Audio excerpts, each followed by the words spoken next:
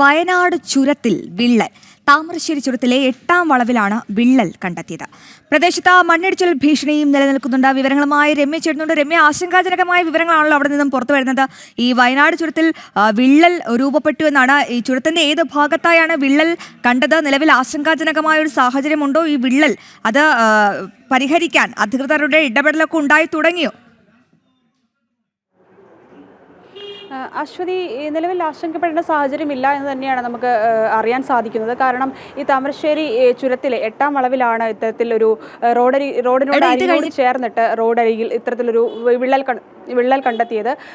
കാരണം കഴിഞ്ഞ 2 ദിവസങ്ങളായി കനത്ത മഴയാണ്. കാരണം ഇത്തരം മഴ കനത്ത സാഹചര്യത്തിലൊക്കെ ഇവിടെ ഈ പാറ റോട്ടിലേക്ക് വീഴുന്നതും മരങ്ങൾ കടപുഴകി വീഴുന്നതെല്ലാം നിത്യേന സംഭവിക്കാറുള്ള സാഹചര്യം തന്നെയാണുള്ളത്.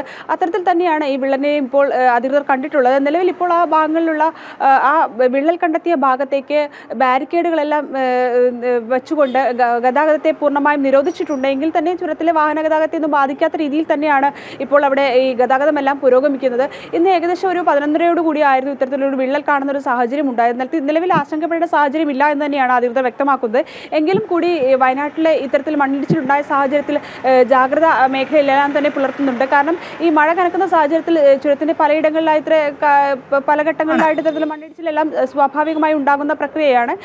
വിവരങ്ങൾ വ്യക്തമാണ്. വയനാട് ചുരത്തിൽ വിള്ളൽ രൂപപ്പെട്ടിരിക്കുന്നു. 8ാം വളവിലാണ് വിള്ളൽ കണ്ടെത്തിയത്. പ്രദേശത്ത് മണ്ണിടിച്ചിൽ ഭീഷണി നിലനിൽക്കുന്നുണ്ടെങ്കിലും നിലവിൽ ആരും ഭയക്കേണ്ട, ആശങ്കാജനകമായ ഒരു സാഹചര്യം ഉടലെടുത്തിട്ടില്ല എന്നാണ് രമ്യ വ്യക്തമാക്കുന്നത്.